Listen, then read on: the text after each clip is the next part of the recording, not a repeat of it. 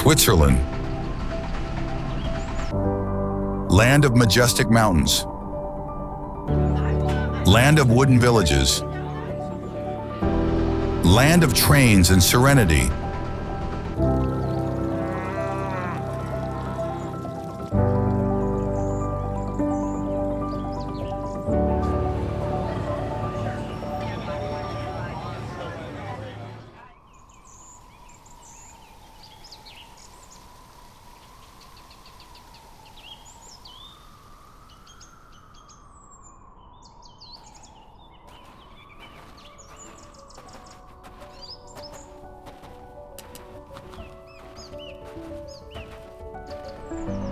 There is a land suspended between the snows of the Alps and the green of its valleys, where everything seems to be in its right place.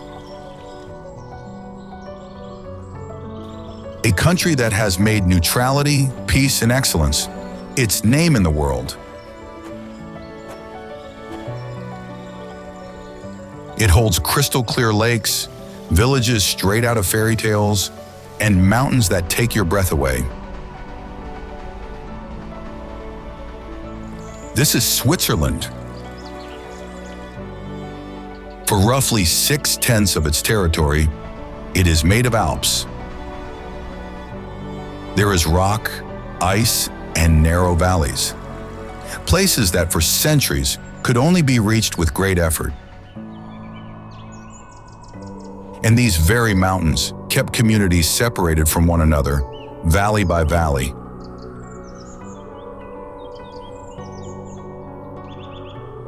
And so in the middle of all this stone, 4 different languages took hold. German, French, Italian, and Romansh, all official and all recognized at the same level. And the borders between one language and another weren't drawn by a government, but by the mountains and the valleys, almost by chance. The same logic applies to the way the country is organized.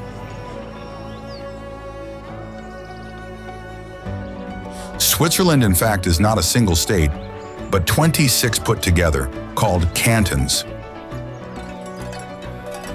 Each one has its own rules, its own traditions, and a precise idea of itself. Seen from the outside, it almost looks like a small continent that has learned to live together under the same name.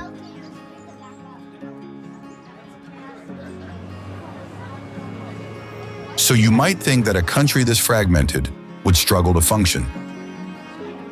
But it's the opposite.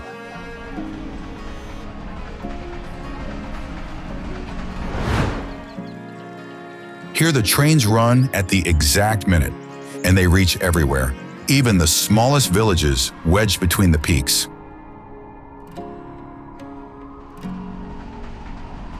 The rail network is among the densest in the world, and the Swiss are among the people who ride the train the most, anywhere on Earth.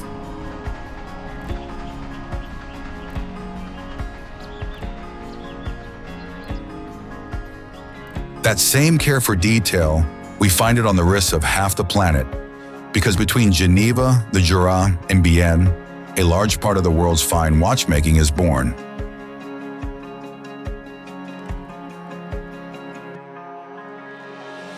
Rolex, Patek Philippe, Omega, their quality and precision is wrapped up in the words Swiss made. But Switzerland doesn't only export precision.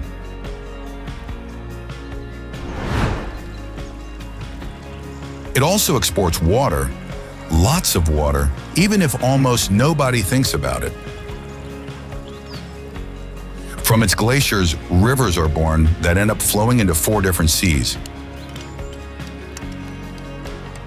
It is, in fact, one of the great reservoirs of Europe, because a good portion of the continent's water begins its journey up here.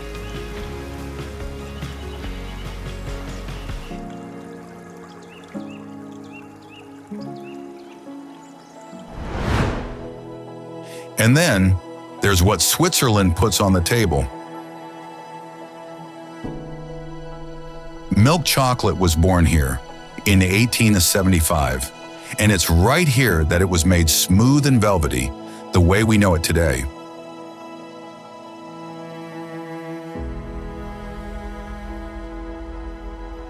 Or there are cheeses like Emmental and Gruyere that carry in their names the places they come from.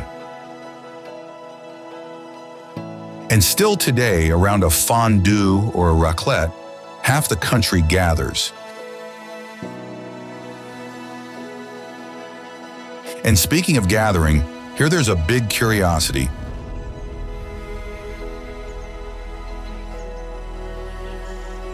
This country of peace, of calm lakes and punctual trains, hides another story beneath its feet. There are tens of thousands of nuclear bunkers, and by law there is a sheltered spot for every single inhabitant, perhaps even more.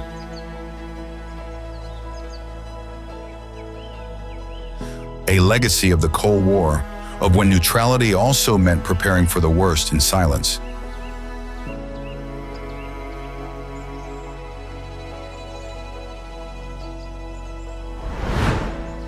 Because neutrality here is part of the national identity for almost 2 centuries now. That's why it's right here, in Switzerland, that some of the most important institutions in the world have put down roots, from the Red Cross to the great international organizations.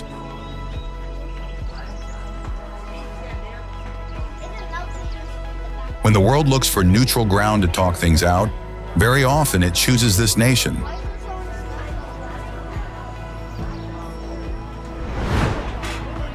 All of this, though, is only the frame.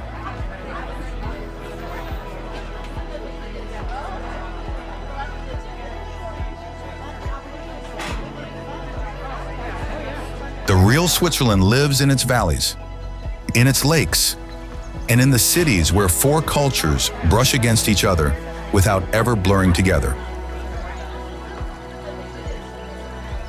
And it's from one of these cities that our journey begins.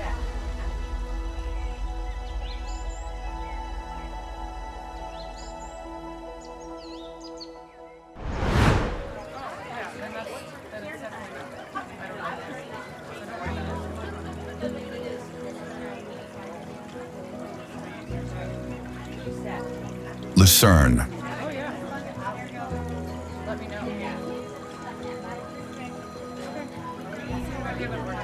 A wooden bridge in the middle of the city, the green water of the river below, and the Alps in the background. Lucerne is exactly this, one of those cities that look painted.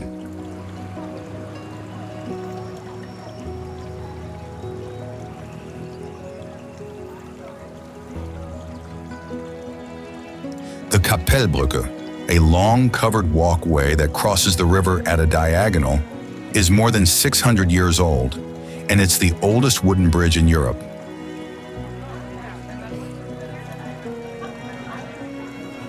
On the panels of its roof remain the old paintings, faded, that tell the story of the city.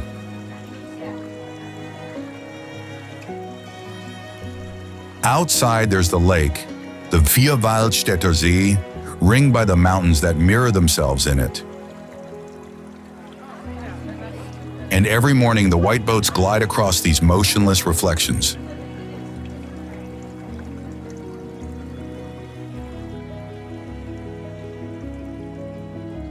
In the old town, the houses pressed together around little cobblestone squares, and the cafes set their tables out along the river.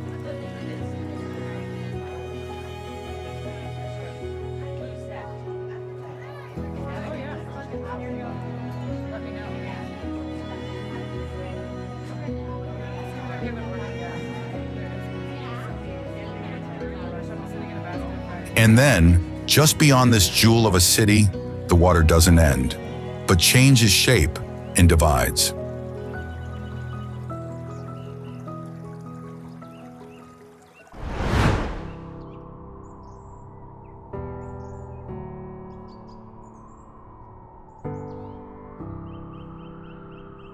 Interlaken.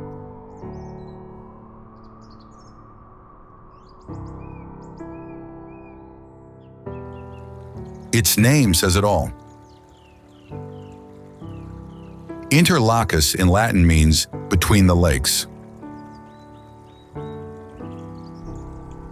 On one side there's the Thuner Sea, on the other the Brienzer Sea, and in between a strip of flat land with a long tree-lined avenue, a few old hotels, and the mountain peaks that close off the horizon to the south. Interlaken is the gateway to the great mountains.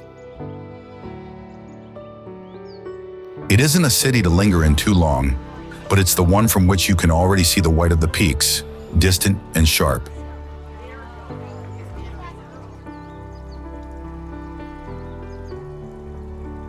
The trains from here set off in several directions, heading upward.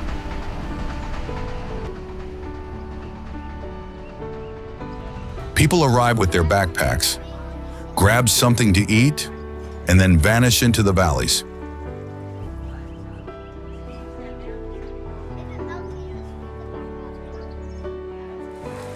And the nearest valley, the one that opens up right behind it, has walls so high that they block out the sun for hours on end.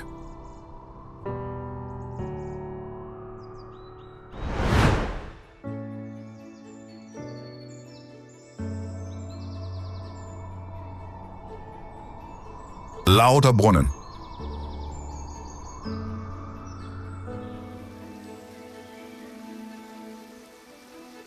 "72 waterfalls in a single valley. They spill down from the rock walls that close it in on both sides. Some are thin as threads, others wide and roaring.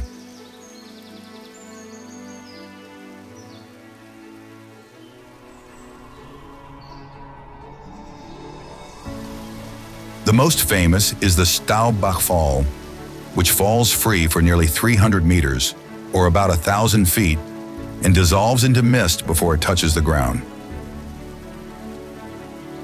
Goethe even saw it and wrote a poem about it. The valley floor, then, is narrow, cool, and always a little in shadow.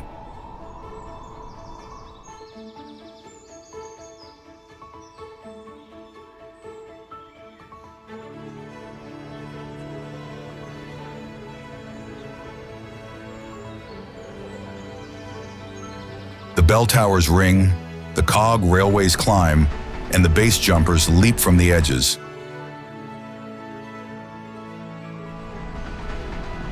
And yet you only have to lift your eyes toward the wall on the right to see something completely different.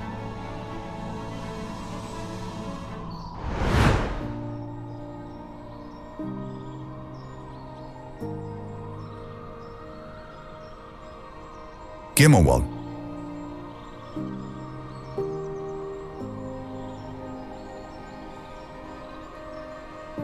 Here there is no road. You get here only by cable car or on foot along steep trails.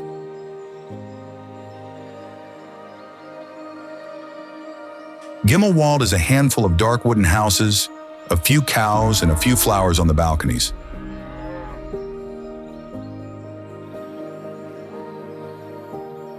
There isn't a single shop and almost no tourists.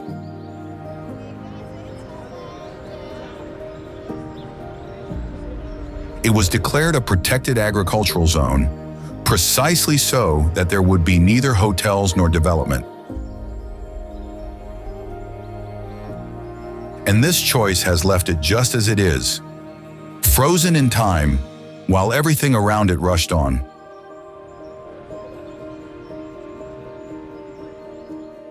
In winter, the silence is total, but in summer, you can hear the cowbells.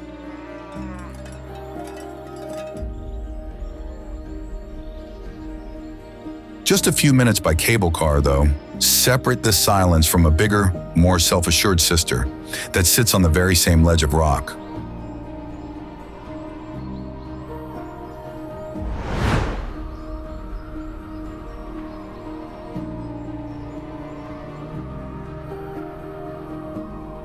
Mürren.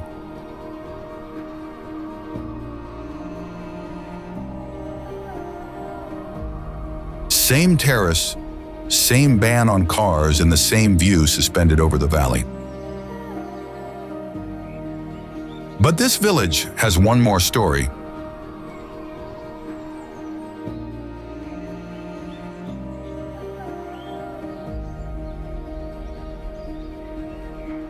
It was here that an Englishman named Arnold Lunn traced the first modern slalom in 1922, planting poles on a slope and timing the descent. A race was born, then a championship, and then the whole white circus we know today.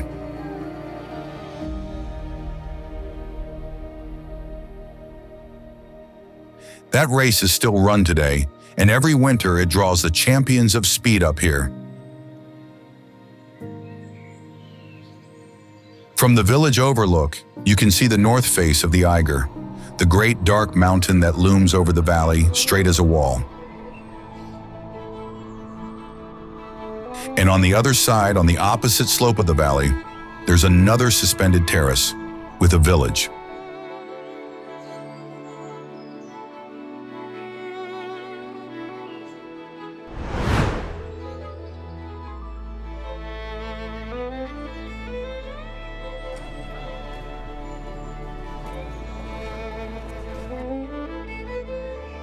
Grindelwald.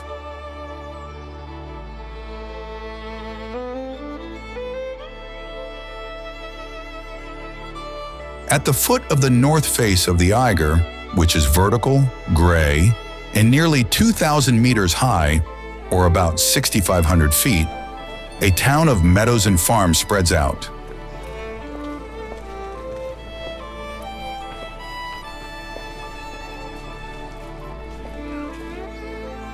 The wooden houses are scattered across the slopes, the cows graze in the green, and the peaks close off every horizon.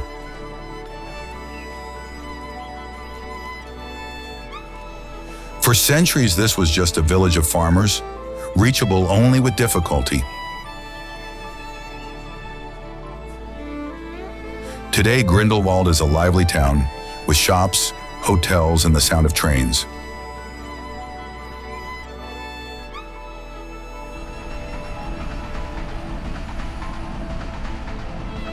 From the town, a cog railway departs that climbs higher than any other train in Europe.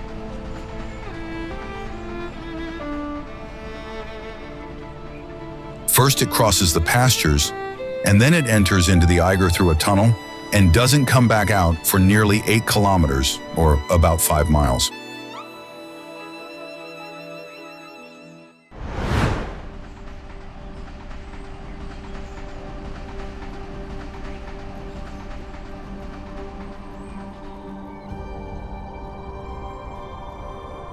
Jungfraujoch.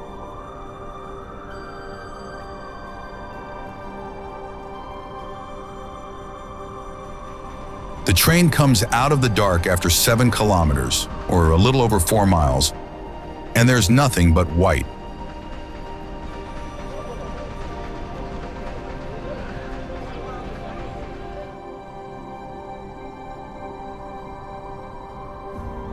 The Jungfraujoch sits at 3,471 meters, or about 11,388 feet, and it's the highest railway station in Europe, carved into the mountain itself between the Eiger and the Mürren.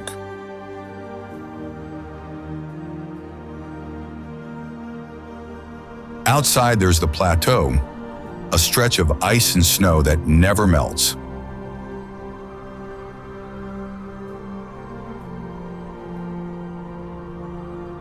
A little higher up, the Sphinx dominates the landscape, with its panoramic terrace suspended over the glacier itself.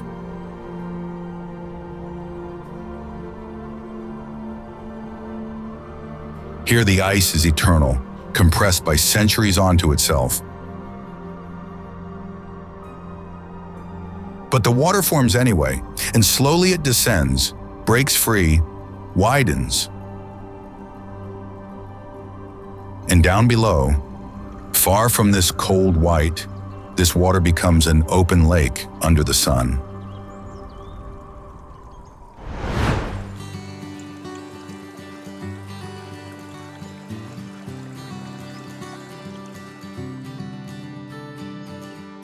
Thun.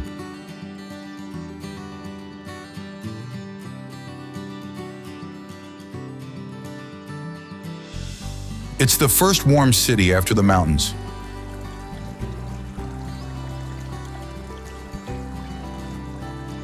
Here, the Aare River flows out of the lake and cuts through the center with a fast green current, sliding under the wooden bridges.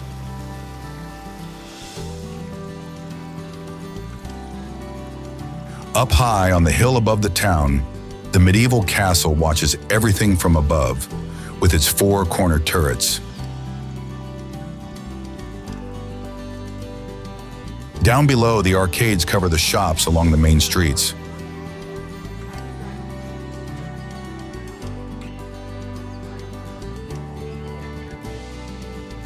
And that lake the river is born from, the Thuner Sea, is 18 kilometers long, or about 11 miles.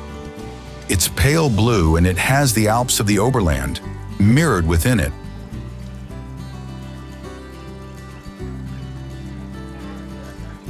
People sit on the docks and the children run along the shore.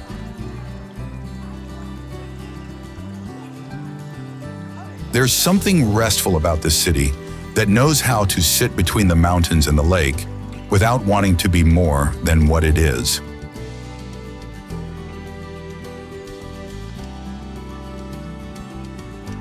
A few hours farther south, the water that flows fresh and alpine here changes character completely and becomes mild and ringed by palm trees.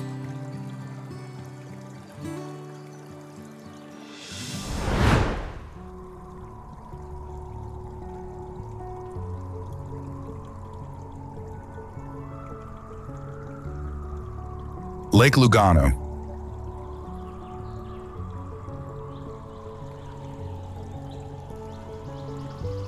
A sheet of water hemmed in between soft mountains, and on its shores palm trees grow.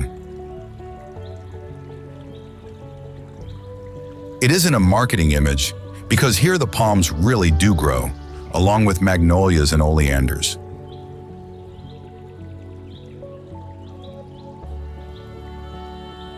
Lugano is the largest city of Ticino, which is the part of Switzerland that speaks Italian.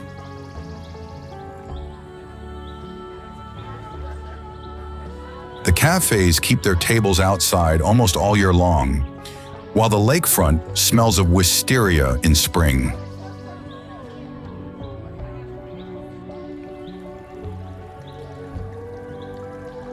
Despite all these oddities, this is still Switzerland.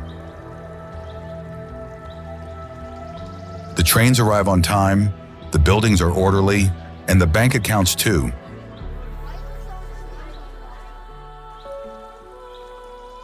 The paradox of Lugano is exactly this. The form is Swiss, the soul is Mediterranean.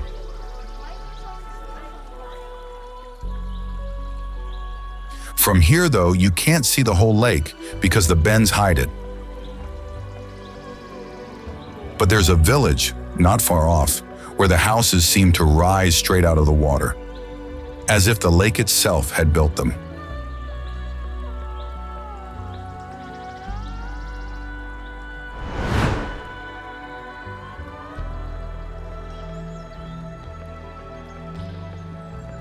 Morcote.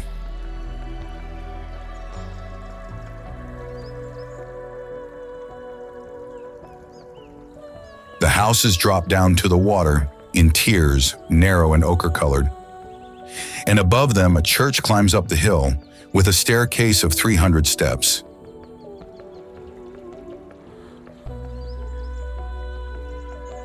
Morcote is considered one of the most beautiful villages in Switzerland, and the thing that surprises you is how small it is.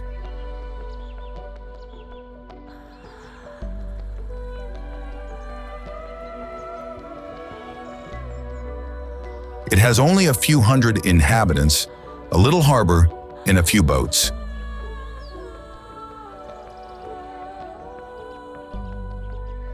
From these shores, over the centuries, set off the architects and stonecutters who built half of Europe.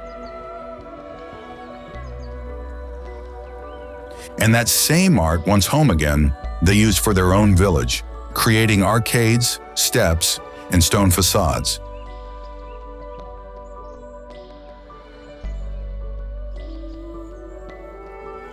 And that very stone, a little farther north, changes character and turns rough and silent, stacked up against the mountain.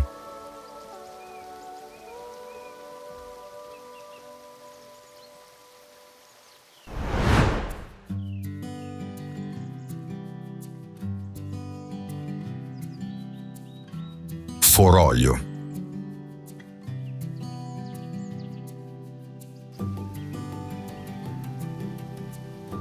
At the end of the Val Bavona, there's an 80-meter drop of water, or about 260 feet, that falls onto a village of gray stone cottages.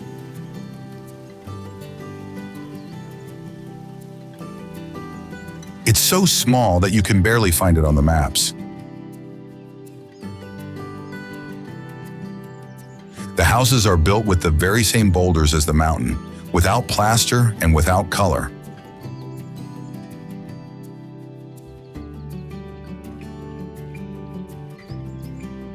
In fact, up until just a few decades ago, the village had no electricity, and there are still those who choose to live there without it, by candle and fire.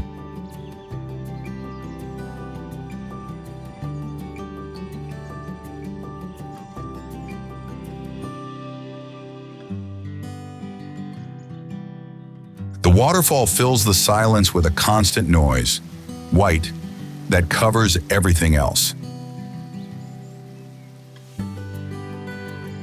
It's a simple place, made only of rough stone and water.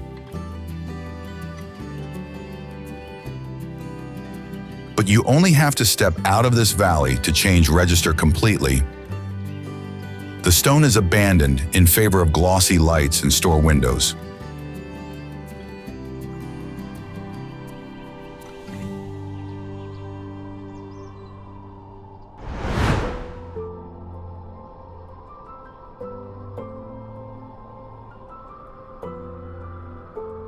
St. Moritz.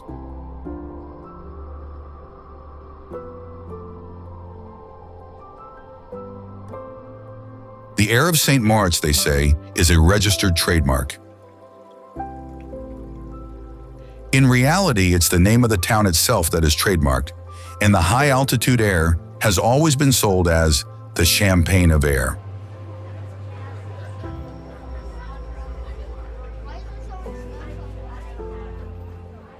St. Moritz is the queen of high-altitude lakes at 1,800 meters above sea level, or about 5,900 feet, with the lake that freezes over in winter and on which they still race polo on snow today, and even horse races.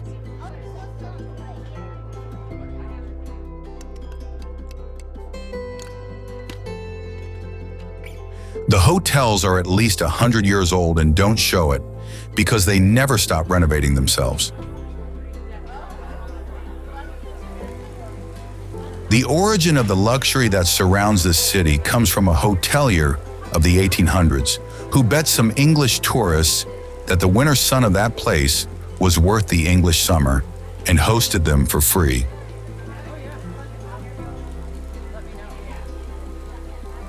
He won the bet, and from that moment the Swiss winter became a season to live, not to avoid.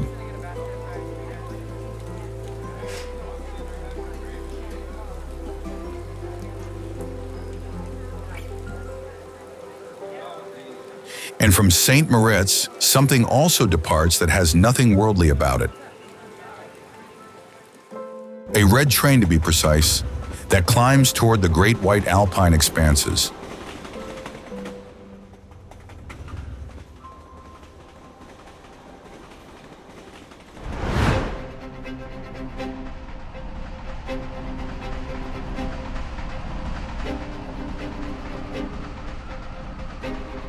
Bernina Pass.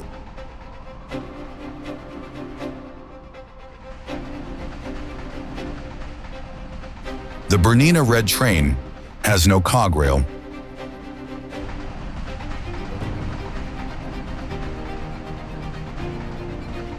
It climbs up to 2,346 meters, or about 7,700 feet, on the sheer force of its wheels on the tracks, thanks to a route designed with curves, switchbacks, viaducts, and tunnels that spread out the climb.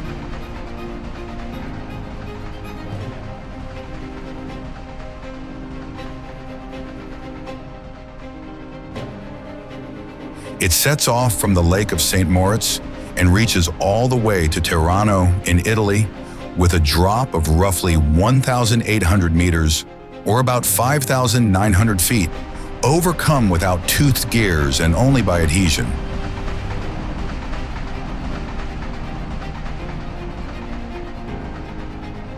Along the way, it passes through two worlds. First, the great white expanses of the Engadine, the glaciers of the Bernina, and the frozen Lago Bianco.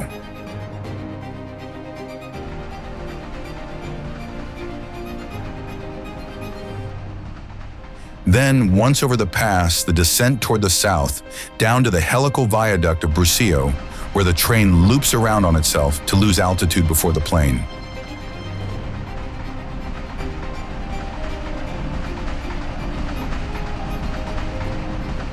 As it climbs, the vegetation thins out, the air grows colder, and the signs shift from Italian to Romansh, the rarest language in Switzerland.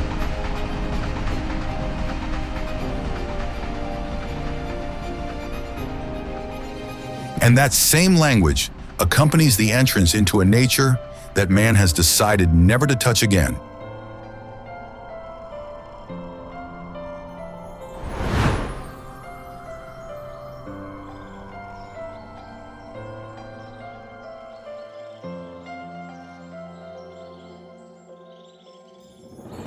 Swiss National Park.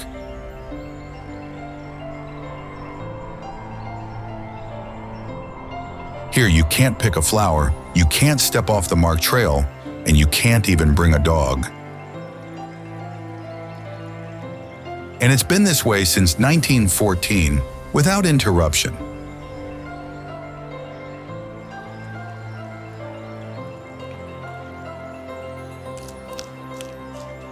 It's the oldest protected park in Europe, and these prohibitions are the fruit of a radical choice.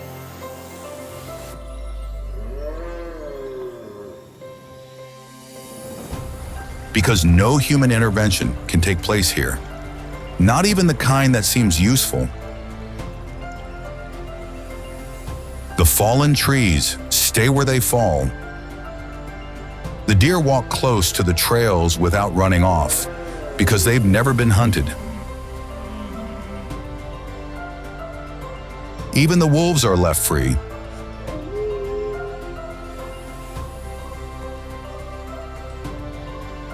The result, after more than a century, is a forest that resembles no other in Switzerland, and it's dense, irregular, and ancient in appearance.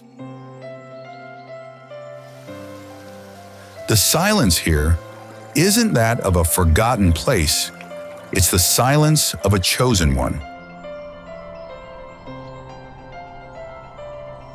Then, though, the protected park ends and the hum of a city begins.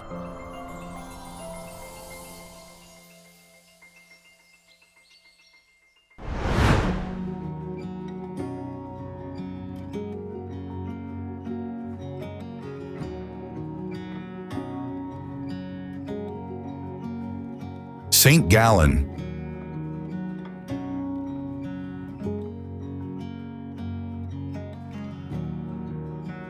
A city grown up around a monastery.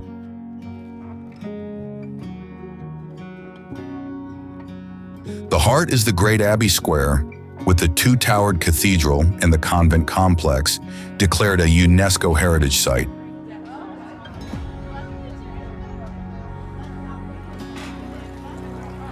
But it's the rest of the center that gives it its character.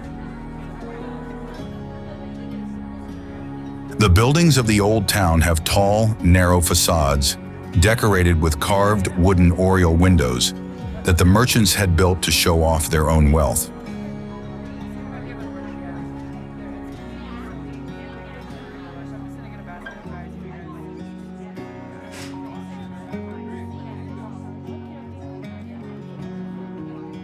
St. Gallen was a city of textiles and embroidery, famous all across Europe, and that prosperity can still be read in the details of the houses.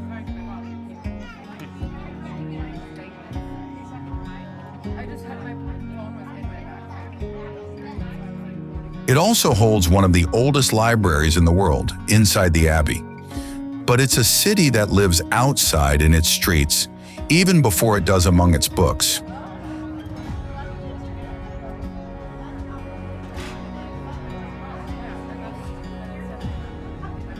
But you only have to move a few kilometers toward the mountains, and the city gives way to the most traditional countryside in Switzerland.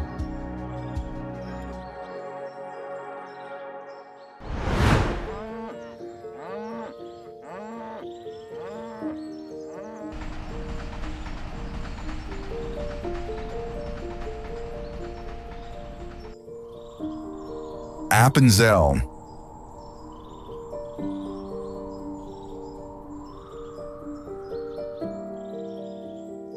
It looks like a village out of a children's book. The houses are painted red, yellow, and green, decorated with flowers and pressed one against the other along the main street.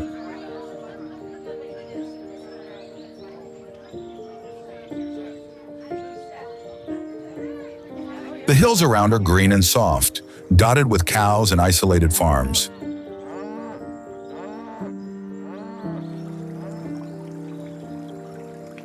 Here they make the most aromatic cheese in Switzerland, aged with a herb brine whose recipe has stayed secret for centuries.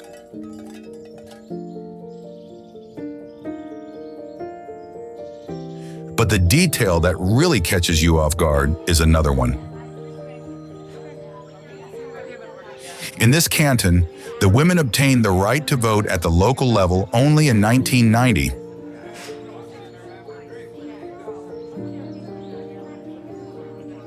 They were the last in all of Switzerland, and it was a court that imposed it.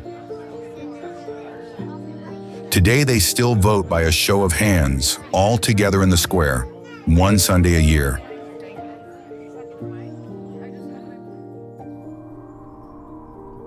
We continue our journey northward because not far from here, an entire river ties itself to a town.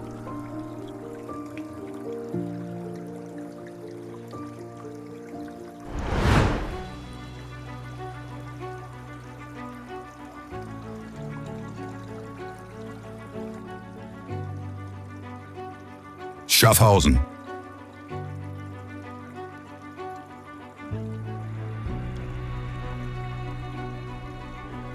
The sound arrives before anything else. A low rumble, continuate, that you hear even before you see the water. At Schaffhausen, the Rhine plunges down in the largest waterfall in Europe. It's 150 meters wide, or about 490 feet, with 600 cubic meters of water a second, or roughly 21,000 cubic feet on days of full flood.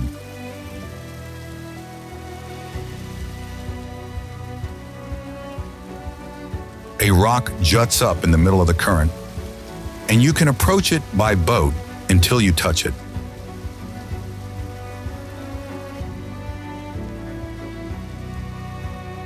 Above the waterfall, the old town sits calmly, with its frescoed houses that lean out over the streets.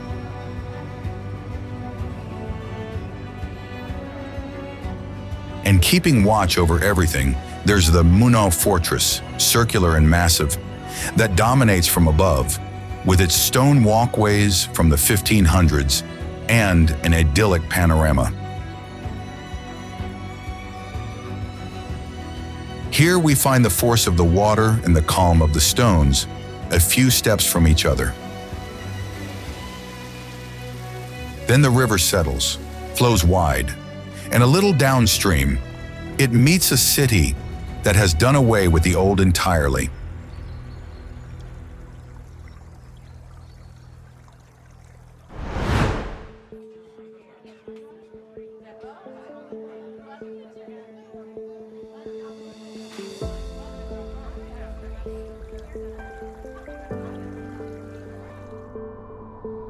Zurich.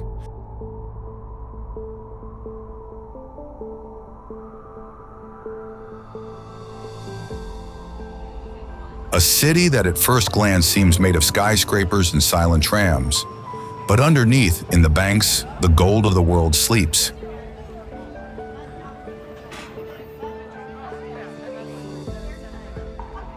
It's the richest city in Switzerland, and yet it doesn't show it.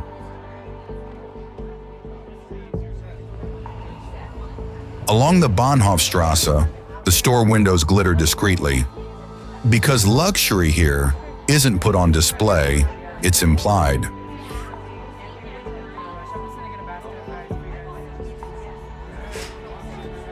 And behind this apparent restraint beats the heart of a lively cosmopolitan city made of museums, bars, and squares alive until late at night.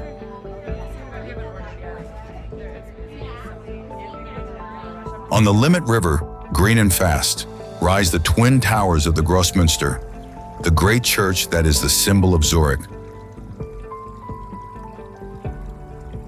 Right here in 1519, a priest set off the Swiss Protestant Reformation, preaching in a way no one had ever heard before.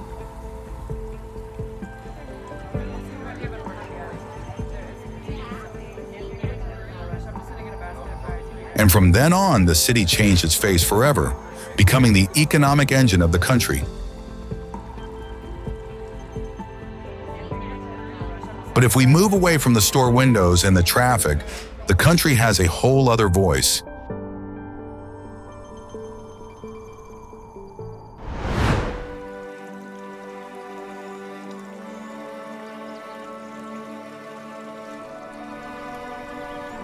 Lake Valensee,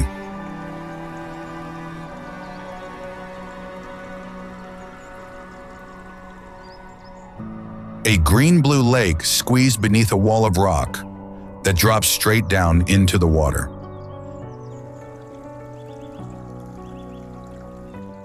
They're the Kurfürsten, 7 peaks lined up against the sky, more than 2,000 meters high, or over 6,500 feet, that mirror themselves in the motionless lake.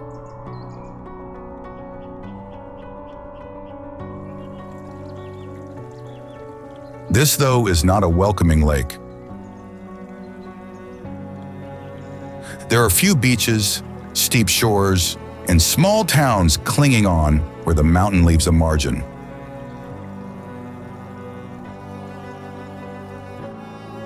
The trains and the highway run along it, racing through tunnels carved into the wall.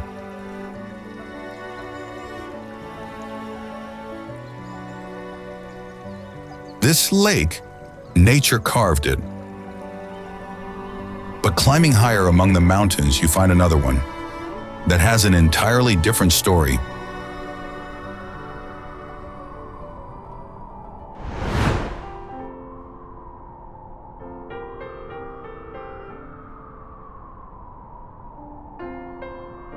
Lake Limmernsee.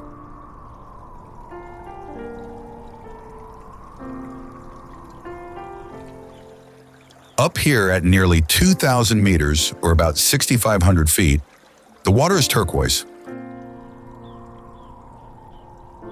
A turquoise that doesn't look real, and it's made of glacier dust suspended in the current.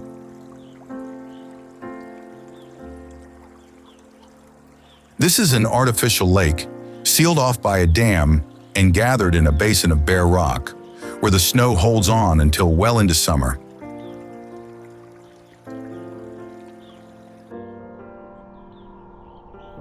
You reach it by an extremely steep funicular, one of the most precipitous in the world, that climbs clinging to the mountain with a gradient that tightens your stomach.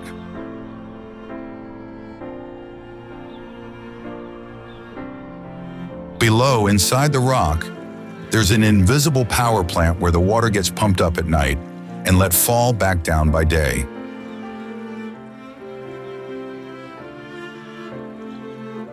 That turquoise water then descends, gathers other waters, and down below becomes part of a great river that runs through one of the oldest cities in the country.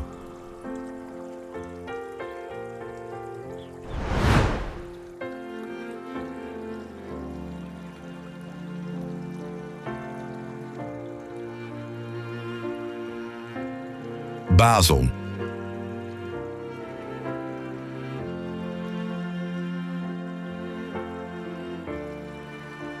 It sits on the Rhine, right where the river becomes wide, slow, and navigable. It's the city of three borders, where Switzerland touches France and Germany.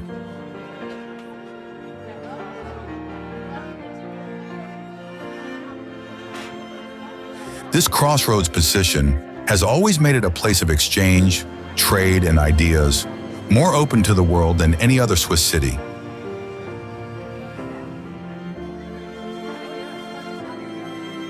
Its old center is made to be crossed on foot slowly. Inside, we find the bright red town hall, the two-towered cathedral, and the tingly fountains made of scrap metal that move and spray water.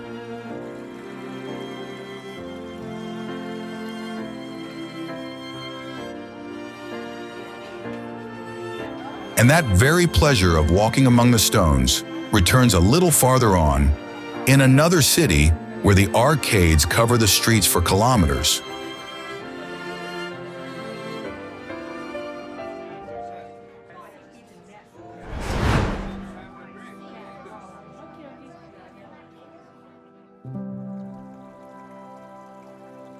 Bern.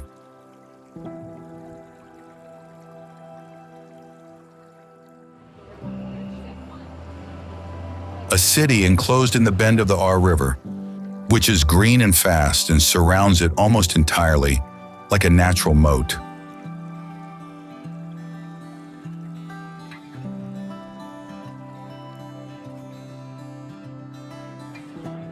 The medieval arcades run for 6 kilometers, or nearly 4 miles, along the streets of the center.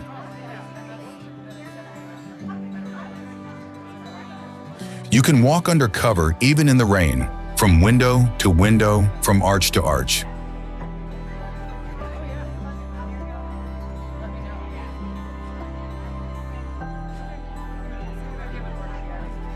On the clock tower, the Zuchtglocke, on the striking of the hours, a rooster crows and a procession of little figures sets in motion. And people have been stopping to watch it for centuries now.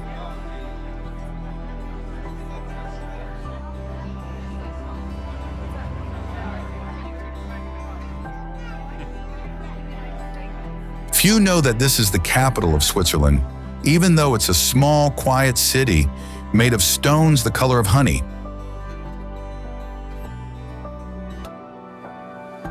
The city's coat of arms is curious too, because there are bears on it. And these bears really do live in a large enclosure along the river, in a tradition that has lasted for more than 500 years.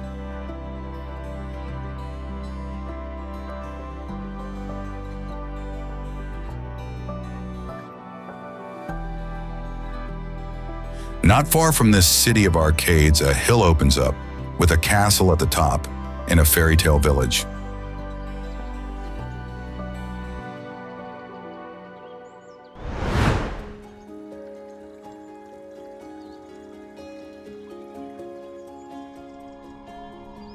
Gruyère.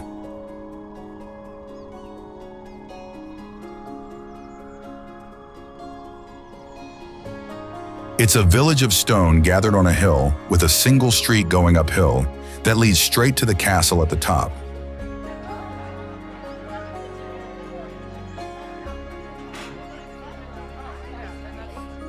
No cars are allowed inside the walls, only the cobblestones, the wrought iron signs, and the geraniums in the windows.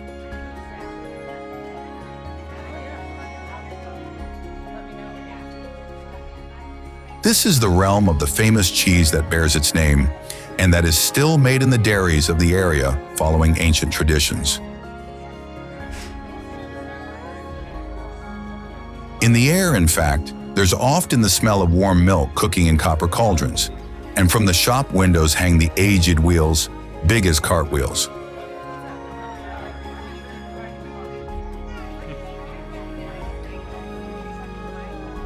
But Gruyère isn't only cheese.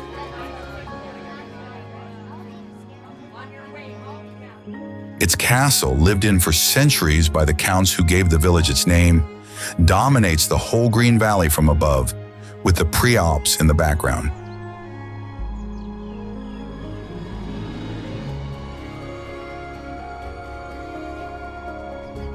Here the hills give milk and grass, but you only have to descend toward Lake Geneva, and every meter of land wrested from the mountain serves to grow something else.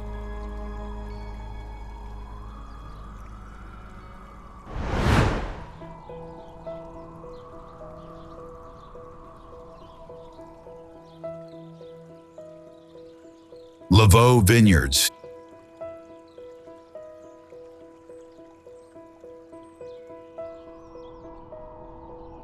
Tiers of vines that drop down until they almost graze the lake, as if it were a green staircase for giants.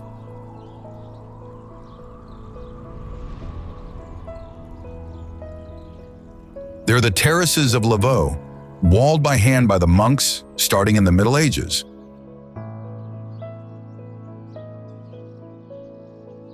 There are hundreds of kilometers of dry stone walls that hold the earth on the slope, because without them, it would slide into the water.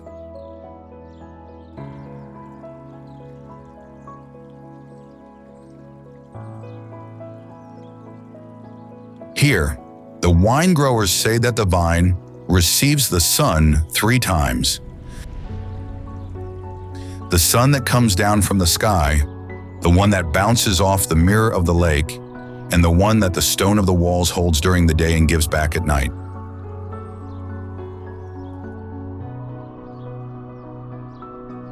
Three kinds of sun for a single cluster.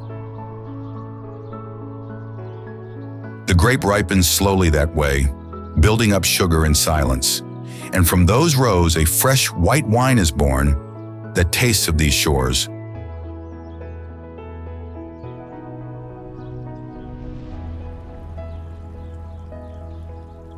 And right at the foot of these vineyards, where the same slopes meet the water, sits a city perched on the hill.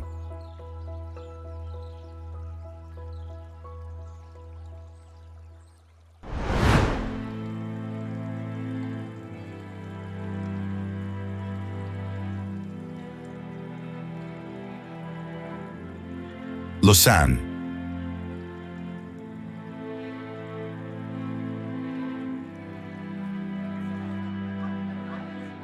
A city on a slope made of stairways and glimpses that opens suddenly onto the water. Lausanne climbs the hill above Lake Geneva, and to move between the top and the bottom, it even has a little metro that climbs as steeply as an elevator.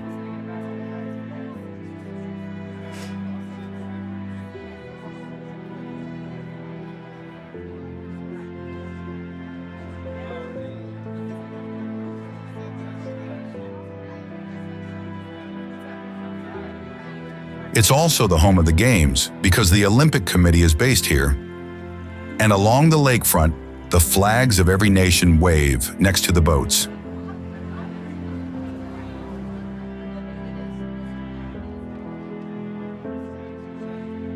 Up high, the cathedral dominates, a mass of pale stone that you can see from far away. There's a custom, too, that has held on for centuries, because every night, from the church tower, a man calls out all the hours into the dark.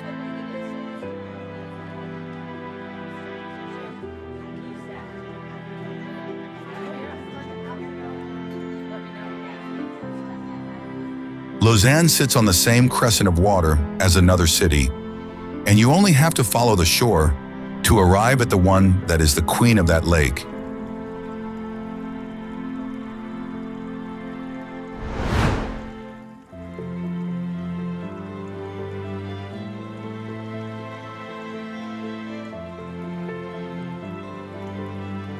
Geneva.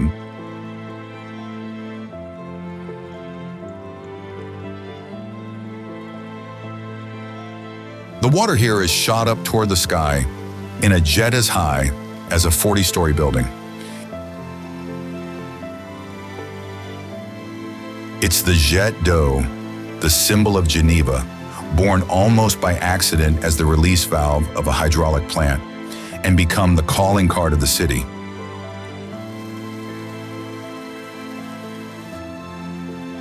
You can see it from every point along the lakefront, and in summer the sun draws a rainbow inside it.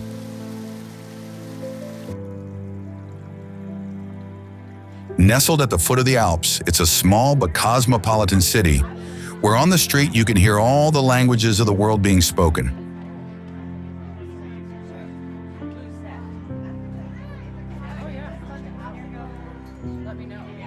The United Nations and the Red Cross are based here, and it's always been the city where the world comes to meet and to negotiate.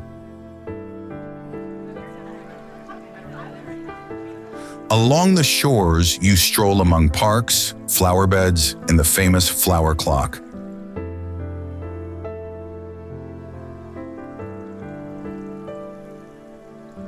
On the other bank instead, there's the old town, gathered around the Cathedral of Saint-Pierre, with its paved streets, the watchmakers' workshops, and the cafes looking out over the squares.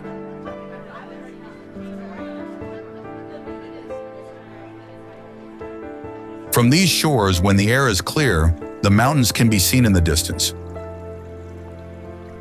And one in particular calls out to whoever looks at it.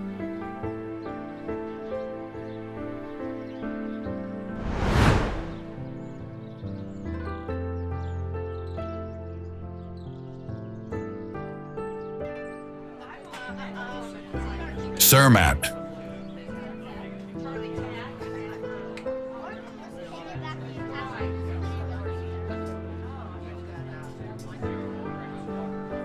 Here, there are no cars, only silent electric vehicles and the sound of footsteps.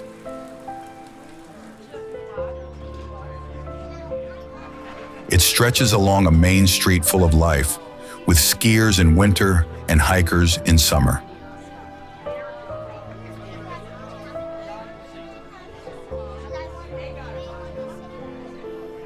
There are historic hotels, store windows with mountain gear, restaurants and shops.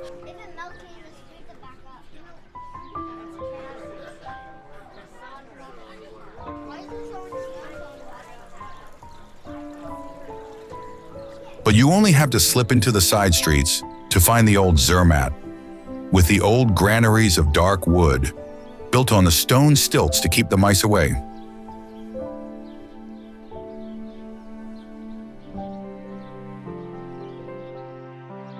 The town gathers itself all at the end of the valley, squeezed between the slopes, and above it dominates a mountain that everyone recognizes at first glance.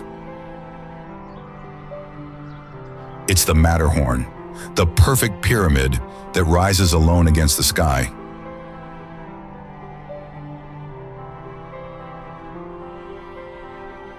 It's roughly 4,478 meters of rock, or about 14,692 feet, that look as though they were drawn. And from the Matterhorn, the gaze can stretch further, toward another alpine giant, this time made not of rock, but of ice.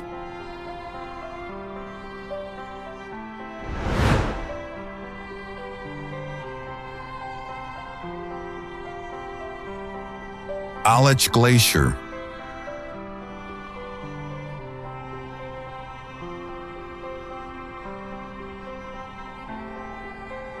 A river of ice wide as a highway and 23 kilometers long, or about 14 miles, that descends constantly from the peaks, without the eye managing to see it move.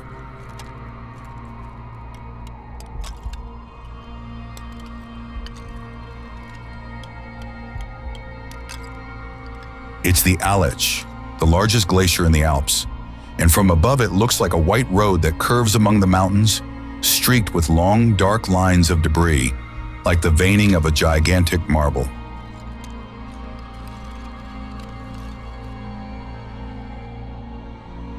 The silence up here is total, broken only by the deep creaking of the ice as it moves.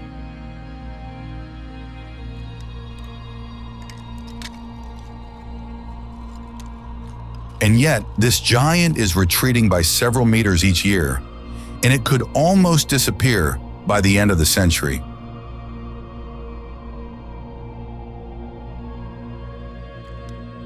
If you visit it, you find yourself with centuries of snow beneath your feet, snow that has compressed itself into blue ice. And it's right here, where the ice has lasted for centuries, that our journey ends. Beyond this great white expanse, the land continues. Switzerland fades into its borders and gives way to other nations. Peaks, glaciers, and valleys go on beyond the frontier. But this is no longer part of our story. A new journey awaits us elsewhere.